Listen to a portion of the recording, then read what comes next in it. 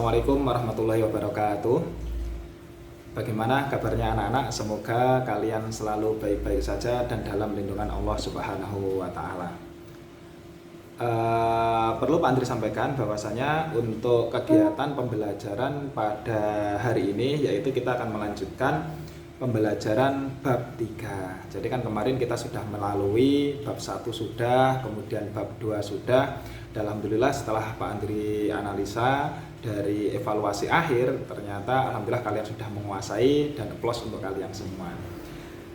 Oke, untuk bab 3 nanti kita akan mempelajari seputar sifat-sifat munafik dan juga qaswatul qalbi, atau bisa diistilahkan sebagai kerasnya hati. Jadi sebenarnya tentu gini, mungkin kalian tidak asing kan dengan istilah munafik.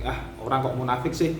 Terus kemudian kalian juga tidak asing kan dengan apa itu qaswatul qalbi atau kerasnya hati. Jadi dalam kesempatan kali ini kita nanti akan mengupas tuntas, mengupas lebih dalam apa itu sifat munafik dan juga qaswatul qalbi. Jadi bisa kalian kalian lihat dari materi yang sudah Pak Andri share kemarin di ketua kelas. Jadi nanti ketua kelas tolong untuk meng-share semua materi yang sudah Pak Andri share ke teman-temannya ya. Jadi nanti kalau bisa kalian lihat di sini ada LKPD yang bisa kalian pantau, kalian amati dan kalian kerjakan. Jadi yang pertama, Pak, nanti untuk bab 3 ini sebenarnya kita akan membahas seputar apa sih? Jadi nanti kita akan membahas seputar ini. Ini.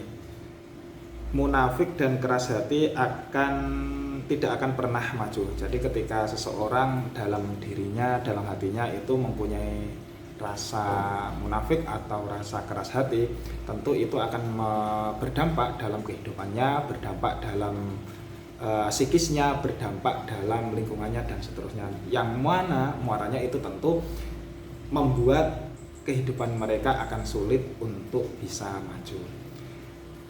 Di sini bisa kalian amati untuk poin 2, yaitu capaian pembelajaran. Untuk capaian pembelajarannya yaitu peserta didik mampu memahami, menganalisis, dan juga mengambil sikap dalam menghadapi sifat munafik dan keras hati, serta menerapkannya dalam kehidupan sehari-hari berdasarkan nilai-nilai Islam. Tentu setelah kalian nanti mempelajari bab 3 ini, capaian pembelajaran yang diharapkan yaitu kalian mampu memahami dan juga menganalisis serta mengambil sikap dari sifat-sifat munafik dan juga keras hati, serta muaranya nanti apa? Kalian bisa menerapkannya dalam kehidupan sehari-hari kalian. Tentu ini tidak hanya dalam diri kalian, tapi juga nanti bisa dengan keluarga kalian, bisa dengan lingkungan kalian, bisa dengan teman sejawat kalian. Selanjutnya untuk yang poin 3 yaitu tujuan pembelajaran atau TP-nya, itu setidaknya di sini Pak Andri munculkan ada 3 ya. Yang pertama yaitu peserta didik dapat mengidentifikasi ciri-ciri dan dampak sifat munafik serta keras hati berdasarkan Al-Quran dan hadis. Jadi nanti akan ada Pak Andri share paparan terkait mungkin dalil dari Al-Quran dan juga hadis terkait sebenarnya sifat munafik itu seperti apa dan sifat keras hati itu seperti apa. Tentu dari kedua sifat itu mempunyai ciri-ciri yang mana dengan ciri-ciri itu kalian bisa mengidentifikasi. Nanti siapa tahu ciri-ciri itu melekat dalam diri kalian. Nah, ini nanti kan yang sebisa mungkin harus kita hindari, harus kita jauhi kan. Makanya nanti tujuan pembelajaran yang pertama yaitu kalian mampu mengidentifikasi ciri-ciri dari sifat munafik dan juga sifat keras hati. Kemudian untuk yang kedua, tujuan pembelajaran yang kedua yaitu peserta didik dapat menjelaskan bahaya sifat munafik dan keras hati terhadap kehidupan pribadi dan sosial. Jadi setelah kalian bisa mengidentifikasi dari ciri-cirinya, kalian nanti dapat menjelaskan sifat munafik itu seperti apa, dampaknya dalam kehidupan sosial dan dalam kehidupan pribadi kalian. Jadi tidak hanya sifat munafik saja, keras hati itu nanti dampaknya seperti apa, terus kemudian maksudnya muaranya nanti hal negatif yang akan melekat dalam diri kalian itu seperti apa. Kemudian untuk tujuan pembelajaran yang ketiga yaitu nanti peserta didik dapat merumuskan langkah-langkah untuk menghindari kedua sifat tersebut. Jadi setelah kalian mampu mengidentifikasi apa itu sifat munafik, kemudian apa itu sifat keras hati, terus kemudian kalian sudah tahu ciri-cirinya, lah nanti kalian mampu merumuskan langkah-langkah untuk menghindari dari kedua sifat tercela tersebut. Nah, di sini sudah Pak Andri sampaikan bahwasanya titik poin dari pembahasan kita nanti yaitu di Quran surat Al-Baqarah ayat 8 sampai 10 dan juga surat Al-Hadid ayat 16. Jadi nanti silahkan kalian baca, silahkan kalian mutolaah perkataannya seperti apa, perartinya seperti apa. Terus kemudian nah ini Pak Andri juga sudah menyampaikan ini ada beberapa gambaran ilustrasi dari sifat munafik dan keras hati. Jadi nanti dari gambar setidaknya ada 1, 2, 3, 4, 5, 6 ada 6 gambar ini ya. Yang pertama ini adalah sikap apatis. Jadi ketika kalian sedang berjalan terus kemudian ternyata di depan kalian itu ada orang yang sedang duduk terus kalian apatis, intinya cara bahasane Jawa nyelonong aja lah, itu nggak begitu bagus itu. Jadi harus paling tidak ucapkanlah kata permisi, maaf saya mau lewat. Terus kemudian ini yang kedua yaitu suka bertengkar. Lah ini suka bertengkar dari hal-hal mungkin yang sifatnya dari hal-hal yang sepele ya. Jadi suka bertengkar ini juga termasuk salah satu dari sifat qaswatul qalbi. Kemudian ini keras kepala. Keras kepala itu apa? Yaitu sulit untuk menerima kebenaran dari orang lain. Jadi merasa pokoknya yang paling benar ini adalah aku Pak. Nah, yang lain salah. Nah, ini yang perlu anak-anak nanti hindari gitu ya. Terus kemudian gelisah. Gelisah itu adalah kayak hati itu macam nggak tenang gitu Cah. Jadi ada semacam kekurangan atau ada semacam kehampaan dalam hati. Jadi kok uripku kok koyo ngene-ngene sih Pak lah. Kegelisahan inilah sebenarnya menjadikan hati kita itu keras. Jadi segelisah apapun, sesusah apapun kita itu tetap punya sandaran yaitu Allah Subhanahu wa taala. Kemudian ini gundah gulana, terus kemudian yang terakhir yang gambar 3.4 ini adalah keras hati. Selanjutnya informasi pendukung, Pak Andri akan menyampaikan beberapa pandangan dari beberapa imam terkait sebenarnya apa sih sebab-sebab yang menyebabkan hati kita itu menjadi keras, hati kita itu menjadi sulit untuk menerima kebenaran. Yaitu di sini dari pandangan Imam Al-Ghazali. Dari pandangan Imam Ghazali menyebutkan setidaknya ada tiga sebab utama yang membuat hati kita itu terasa keras. Yang pertama yaitu cinta dunia berlebihan. Nah ini bisa kita muhasabah bareng-bareng ya.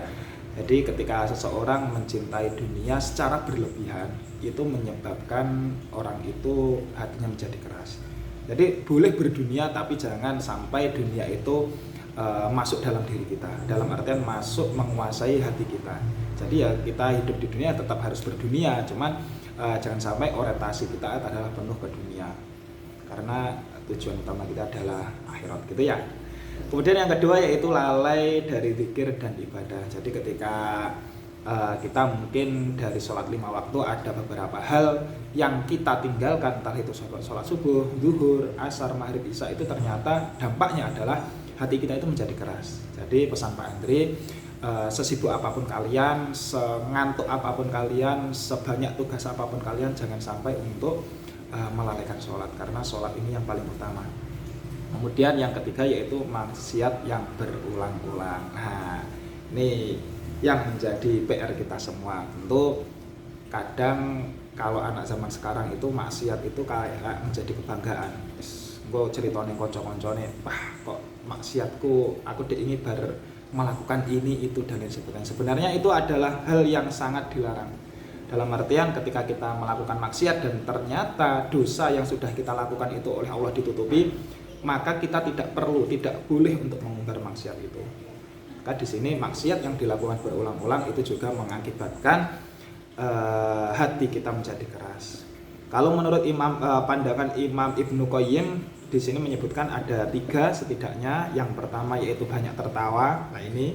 Kemudian yang kedua adalah makan dan minum yang haram. Kemudian yang ketiga adalah pergaulan yang buruk. Jadi sebisa mungkin kalian untuk mencari teman itu usahakan adalah teman-teman yang baik, karena apa ya, bahasanya dalam kitab Ta'limul Muta'alim itu bukan kitab Al-Ala itu kan disampaikan kalau kalian ingin berteman maka carilah teman yang baik gitu kan. Kemudian pandangan Imam Nawawi terkait qaswatul qalbi itu apa sih yang menjadi penyebab orang itu hatinya menjadi keras? Setidaknya di sini ada dua, yaitu meninggalkan amal kebaikan dan juga hidupnya tanpa tujuan akhirat. Jadi setidaknya ada tiga pandangan imam ini yang membuat seseorang itu hatinya menjadi keras. Selanjutnya lah ini lembar kerja tugas yang harus kalian kerjakan. Setidaknya Pak Andri mempunyai 3 tugas yang harus kalian kerjakan. Tugas yang pertama yaitu analisis ayat. Tadi sudah Pak Andri sampaikan. Nah ini silakan nanti kalian membaca Quran surat Al-Baqarah dan juga surat Al-Hadid ayat 16. Kemudian setelah kalian membaca, kemudian kalian tuliskan ciri-ciri munafik dan keras hati dari ayat tersebut. Jadi setelah kalian membaca ayat itu, apa intisari atau apa muaranya yang bisa kalian ambil, yaitu terkait dari ciri-ciri orang munafik dan juga keras hati. Kemudian yang ketiga, silahkan kalian jelaskan dampak negatifnya, gitu ya. Selanjutnya untuk tugas yang kedua. Nah, untuk tugas yang kedua ini tugas kelompok. Kemarin kan seingat Pak Andri kelompoknya sudah dibentuk ya. Kelompoknya nanti sama saja dengan yang bab kedua. Jadi untuk tugas kelompok nanti silahkan kalian diskusikan terkait perilaku munafik dan juga keras hati di masyarakat. Jadi nanti kalian bisa observasi ke lingkungan kalian, ke daerah kalian, sebenarnya perilaku masyarakat itu yang mencerminkan sikap munafik itu seperti apa. Tapi nanti tidak perlu menjustifikasi loh ya. Intinya kalian cari saja perilaku masyarakat di sekitar kalian yang mencerminkan itu adalah sifat munafik. Kemudian rancanglah solusi. Setelah kalian mengamati, ya apa sih solusi yang bisa kalian tawarkan, solusi yang bisa kalian berikan. Setelah itu yang keempat, nanti silahkan kalian membuat poster atau mind map hasil diskusi dari kelompok kalian. Lah ini nanti untuk posternya sama seperti tugas yang kedua. Jadi nanti silahkan kalian buat di Canva. Nanti untuk linknya silahkan kalian share ke Pak Andri. Jadi nanti Pak Andri bisa melihat dari link itu. Setelah itu nanti Pak Andri langsung nilai di link itu juga. Jadi nanti yang dikirimkan ke Pak Andri cukup linknya. Nanti Pak Andri pantau dari situ, gitu ya. Selanjutnya untuk yang tugas ketiga ini nanti ini penilaian individu secara mandiri. Jadi silahkan kalian refleksikan diri, mengisi 3 item ini aja lah, 3 item pertanyaan yang sudah Pak Andri share. Lah itu silahkan kalian isi sejujur mungkin, tidak perlu contekan, tidak perlu tanya temennya, intinya itu murni jujur pekerjaan kalian.